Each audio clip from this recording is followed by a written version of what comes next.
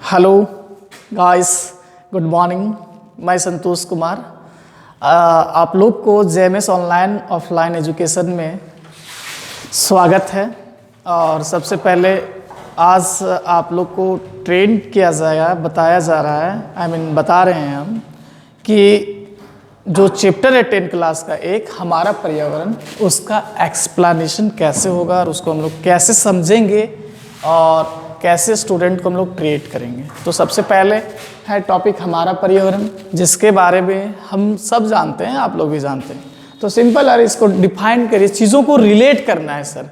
चीज़ों को जब रिलेट करने लगेगा ना, स्टूडेंट इंटरेस्ट लेने लगेगा। जैसे हमारा पर्यावरण क्या है, तो बताइए कि वैसे वातावरण जिसमें निर्जीव वस्तुएं तथा सजीव वस्तुएं उपस्थित होती है और हम लोग वहाँ उपलब्ध होते हैं, वैसे आवरण को पर्यावरण कहते हैं। सिंपल वे में ऐसे भी हम लोग डिफाइन कर सकते हैं। आगे है पारितंत्र।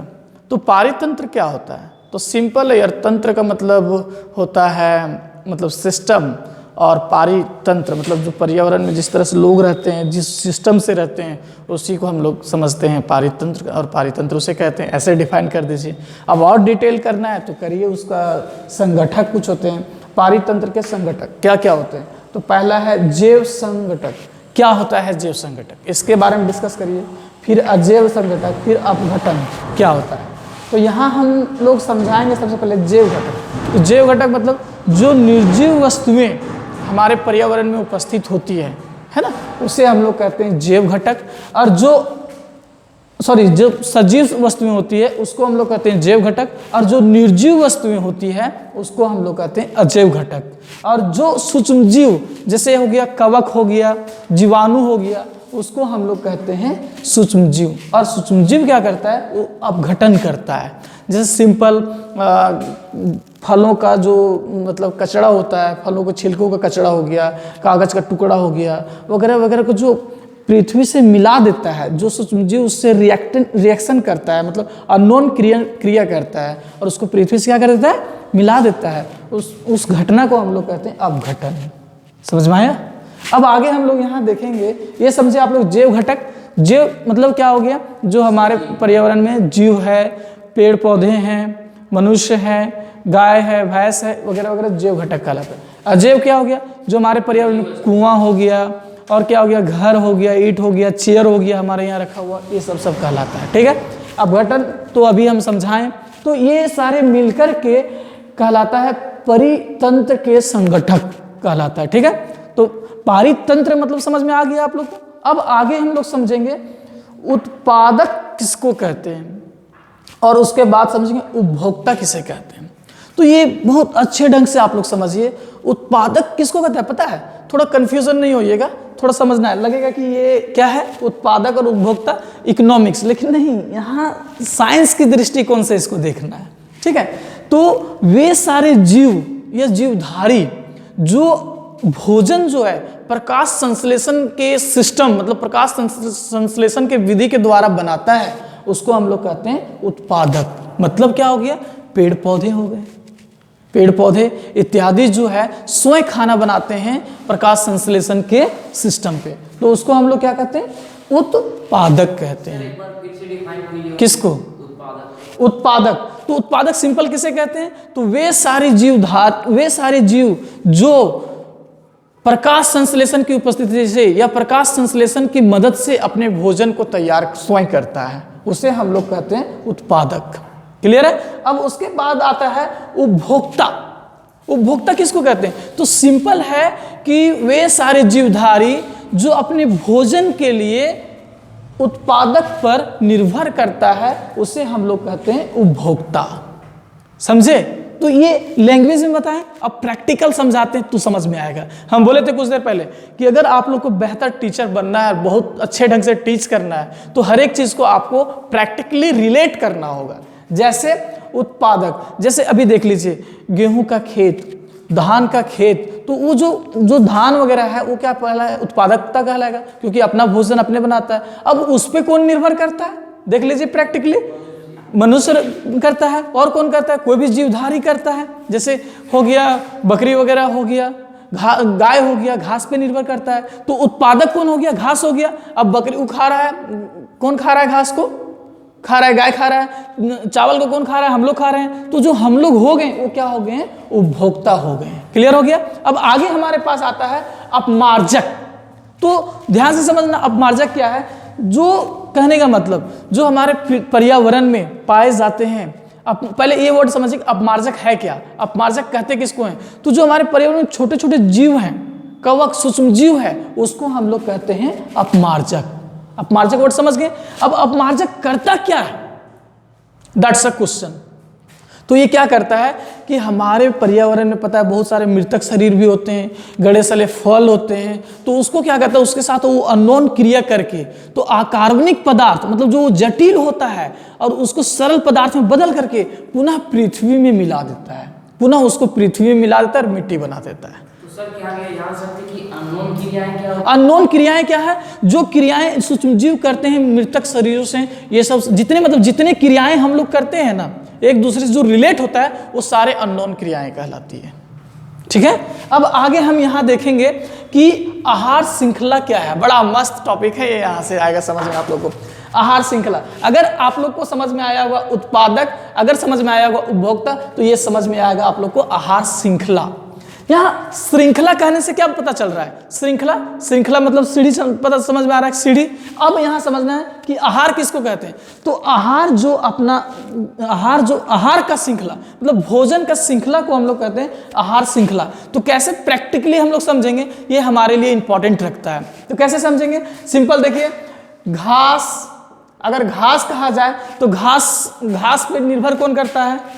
हिरन। और हिरन पर कौन निर्भर करता है? बाघ करता है।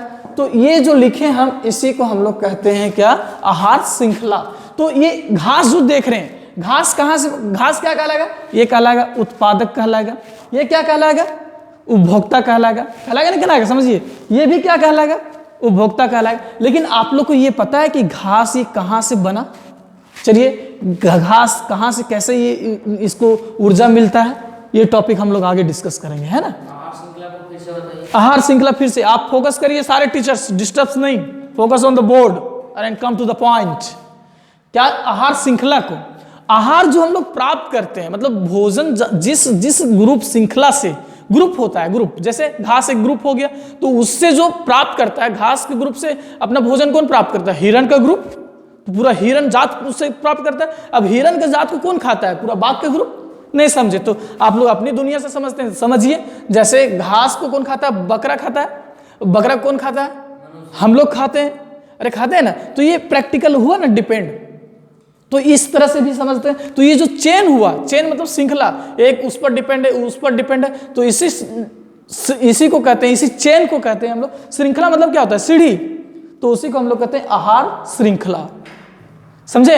मतलब आहार प्राप्त करने के चेन को, आहार प्राप्त करने के जो तरीके होते हैं, जो एक स्तर होता है, उसी को हम लोग उसको कहते हैं आहार श्रृंखला। जो चेन तैयार होता है, श्रृंखला जो बनता है, समझे? हम लोग कह सकते हैं कि आहार पाने के लिए, आहार का जो होता है, उसको प्राप्त करने के लिए जो सीढ़ी का उपयोग किया जाता है, उसके व्यवहार से नहीं, सीढ़ी नहीं बोलेंगे सर। यहाँ आप ऐसे कैसे समझाओगे? ऐसे समझाओ कि कोई भी जीव जो है दूसरे जीव पर जो निर्भर होता है, एक दूसरे पे निर्भर होता है, तो वो चेन जो तैयार होता है, चेन मतलब वो जो श्रृंखला बनता है, उसी श्रृंखला को हम लोग कहते हैं आहार श्रृंखला। जैसे एग्जांपल आपके पास है कि घास किस पे डिपेंड करता है? हिरन। घास पे कौन डिपेंड करता है? हिरन। हिरन पे कौन डिपेंड करता है? बाघ। तो ये जो चेन देख रहे हैं आप, इसी चेन को कहते हैं आहार श्रृंखला। मतलब हम कह सकते हैं कि जितने भी जो ऐसे जीवधारी हैं जो दूसरे पर निर्भर करते हैं, उसको हम लोग आहार श्रृंखला। हाँ, जो एक दूसरे पर निर्भर रहते हैं और चेन के द्वारा अपना भोजन प्राप्त करते हैं, वो श्रृंखला को आहार श्रृंखला कहते हैं। आप बोल सकते हो। क्लियर है? अब आगे आप कैसे ट्रीट करोगे स्टूडेंट को, देखो। अब यहाँ क्या है?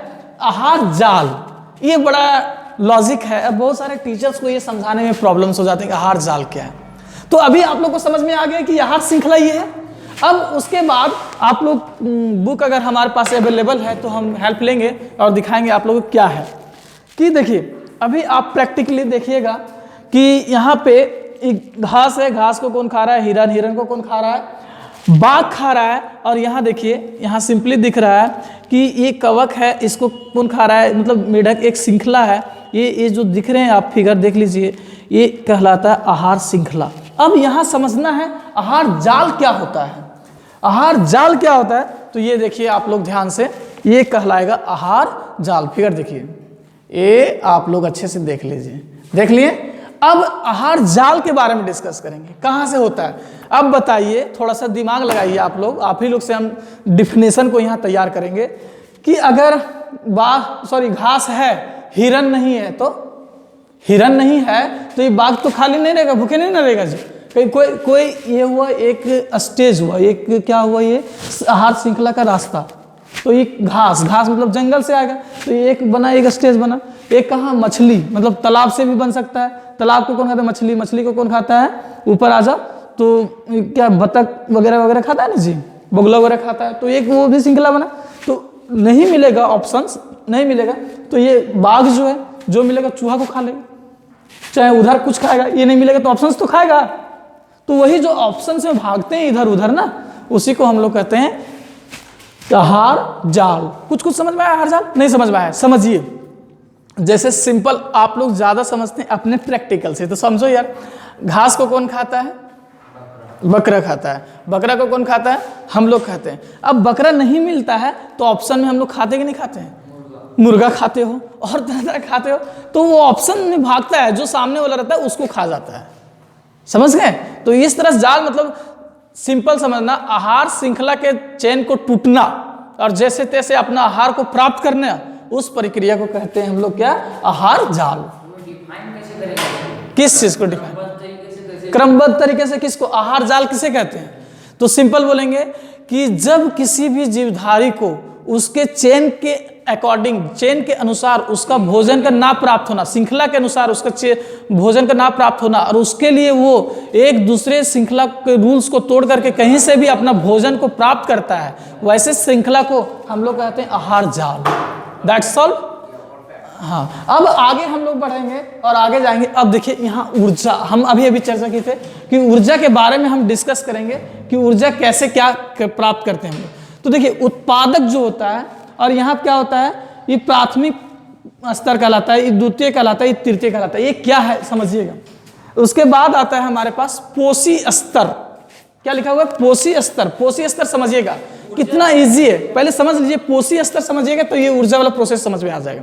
तो पोषी स्तर क्या है, तो पोषी स्तर ये देखिए आप लोग, ये बाघ हुआ, ये हिरन हुआ और ये घास हुआ, मतलब ये घास, हिरन, बाघ। तो ये जो देख रहे हैं, तो ये अलग अलग, मतलब एक भाग को, जैसे ये घास हो गया, ये हिरन हो गया, ये बाघ हो गया, तो एक डिपार्टमेंट को स्तर कहते हैं। मतलब टू द पॉइंट हम लोग यहाँ डिस्कस कर रहे हैं कि एक पोषी स्तर हमारे पास, एक आहार श्रृंखला है, घास, हिरन, बाघ। तो इसको हम लोग क्या कहते हैं, तो इसको हम लोग सिंपली कहते हैं आहार श्रृंखला।